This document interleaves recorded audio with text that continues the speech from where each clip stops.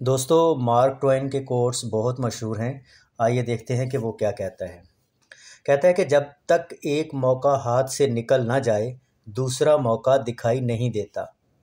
और फिर कहता है, आगे बढ़ने का राज है बस शुरू कर दो। और फिर कहता है, अगर आप खुद माइंड ना करें तो उम्र से कोई फ़र्क नहीं पड़ता। जब भी आप अपने आप को भीड़ की तरफ पाएं, ये वक्त ठहरने और गौर करने का है। गुस्सा एक तेज़ाब है जो उस बर्तन को ज़्यादा नुकसान दे सकता है जिसमें ये रखा जाता है। पैसे की कमी तमाम बुराइयों की जड़ है।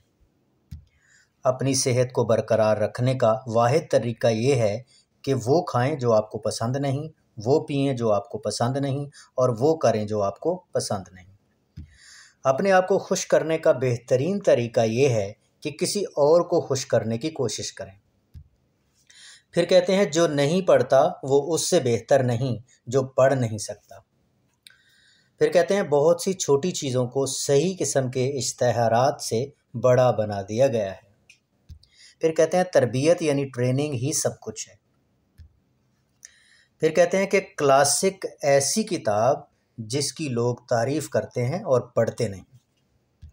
और फिर फरमाते हैं, आदमी अपनी मर्ज़ी के बगैर कंफर्ट में नहीं रह सकता।